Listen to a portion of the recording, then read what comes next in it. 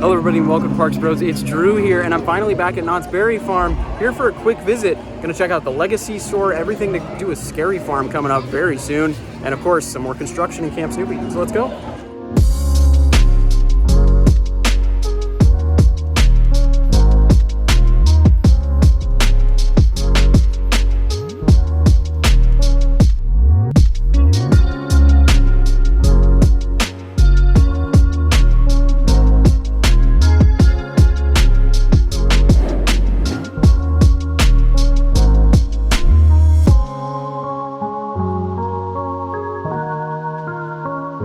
To start off our day at Knott's Berry Farm, we of course had to check out the brand new Knott's Scary Farm Legacy store, which if you don't know where that is, it is on the very left end of the building that houses the chicken dinner restaurant, as well as the bakery and the candy shop. You don't have to enter the park to check this out, which is really cool, and it currently resides in the place where the Christmas store, as we all pretty much call it, would be. Now, this Legacy store is Knott's take on a tribute store that you might find at a park like Universal Studios Florida that it has become famous for. And man, oh man, they did a fantastic job with this Legacy location. You'll enter through the side of the building and be greeted with the old set for the trick-or-treat maze that no longer resides at the park, which of course harkens back to some of my first memories at the event. In addition to this amazing reuse of this set, there's some great costumes that were used at the event and plenty of props all around. And of course, there's a lot of merch in there as well. And I mean a lot. There's so much so that I might want to make a full video on it if you guys want to see it. So if you want to see a full video on all of the Knott's Scary Farm merch, let me know and I will go back to the Legacy store in the next couple of weeks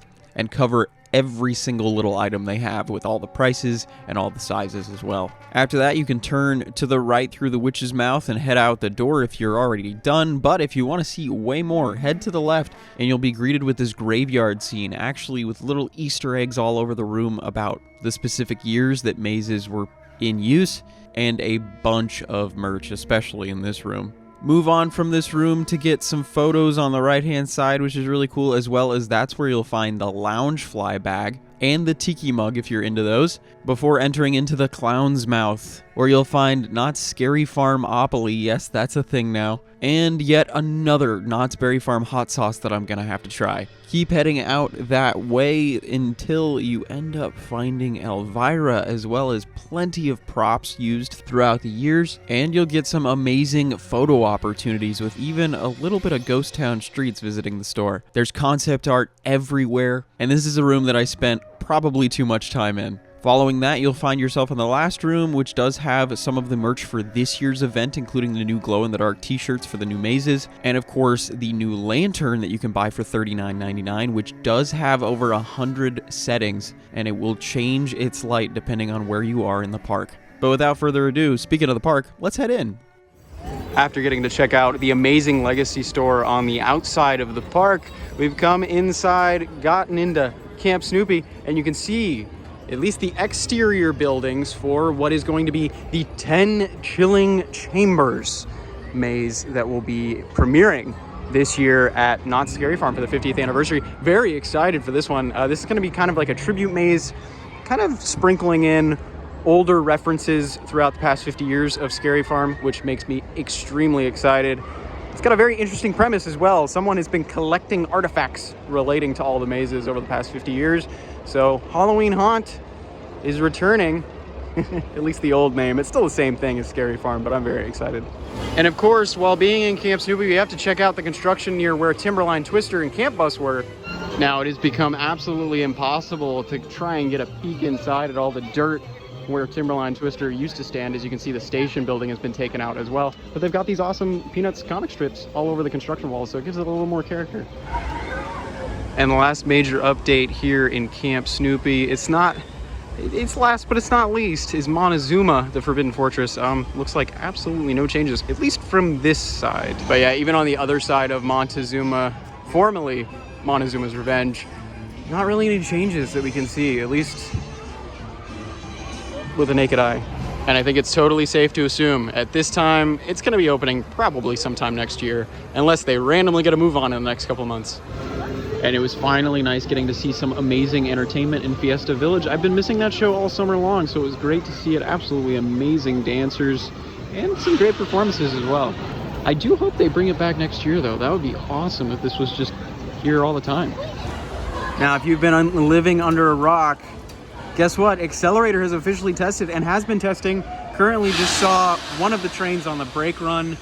It has some water dummies in the seats. So no testing today, it looks like, or at least not right now. Maybe they did early this morning. But Accelerator, hopefully reopening within the next couple of months, which is amazing. They're hoping, I think, to open it in September is what they stated.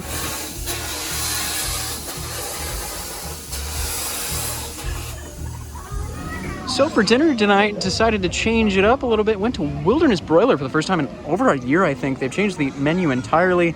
It's all like Calico River Rapids themed. This is called the Outpost. It's got some cheese sauce, some pastrami, and some boysenberry mustard on there, which I'm very excited about. And those fries look seasoned to perfection. So let's dig in.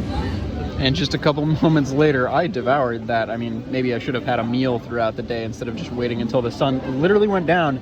But that was really tasty, super balanced. The cheese didn't overpower anything, neither did the boysenberry mustard. I thought that was really, really good, and the pastrami was delicious too.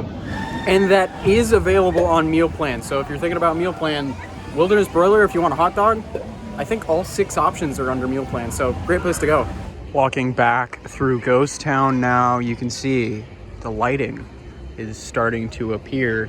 You can see some gobos on the ground. These are all throughout Ghost Town, it seems, right now, but it means Scary Farm is almost here. This is typically the first thing they set up outside of getting the fog machines out, but this will be the entrance to Origins, the Curse of Calico, yet again this year. One of my favorite mazes for sure.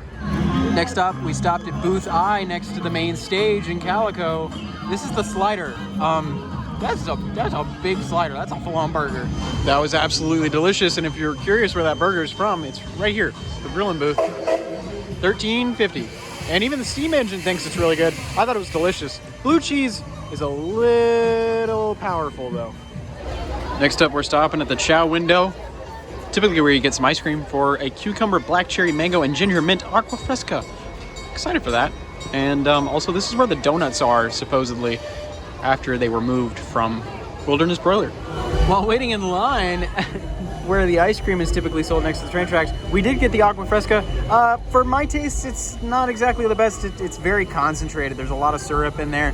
But we saw, instead of getting mini donuts, we saw next door at the churro stand that they had lemon sugar beignets. I mean, of course we're gonna choose the beignets. So excited to dig in for these. I kid you not, about a minute has passed. They are all gone. These are delicious. Highly recommend getting the beignets. That lemon sugar is still very sweet, but there's just that like little bit of lemon zest to it that I really enjoyed. I think it actually works very well. Do you know, these aren't like the other parks beignets. You know what park I'm talking about. They are a little bit more dense, so they're actually more of a traditional beignet that you might find in New Orleans. But I will say, even if you can't really see me right now because it's very dark, I've been enjoying Summer Nights a lot tonight as we've been checking out the food finally. I've had that lanyard for months, just haven't gotten the chance to be here at the right time. And all the food has been delicious so far, including the beignets especially. They were absolutely delectable. So highly recommend those. And just like the beignets, Summer Nights is gonna be gone before you know it. Literally, in the next couple of weeks, Labor Day happens and Summer Nights is gone, at least for this year. And then we move into Spooky Farm and Scary Farm season. I know a lot of people are excited for that. Something I haven't actually gotten to do yet is check out the new Fiesta Village at night. So let's do that. Look at how cool that is. Jaguars covered in green lights. Gotta say, that looks way more menacing than the ride actually is. And man, oh man, is the lighting super vibrant and colorful in Fiesta Village. It all looks so incredibly gorgeous. And as we head out of Fiesta Village for the final time tonight, I do want to apologize. It is so busy, it's hard to film things without just being completely surrounded by people and just ending up with half the shop being random bystanders. So, my goodness, even though technically school is in session for a lot of school districts here in Orange County, weekends are still packed. Before we officially head out for the night, I do want to mention real quick, Ghost Rider will be down over the next couple of weeks. This is something that happens every single year before Scary Farm season, because it's going to be operating realistically almost 2 or 3 hours after close every single night of Scary Farm, because it is such a popular attraction, especially at night. Man, it's the best rides ever. They want to make sure they get the maintenance in before, so that's exactly what they're doing. And with that, we're officially gonna head out. It's been quite the eventful couple hours. Had some really good Summer Nights food, as well as tons of Scary Farm updates, and of course updates with everything going on with the rest of the park, which I'm very excited to see. But I hope you guys enjoyed. If you did, make sure to subscribe. I'd really appreciate it. And we'll be back in the next couple of weeks to check out more Scary Farm progress, as well as construction for sure. But of course, until then, we'll see you on the next ride.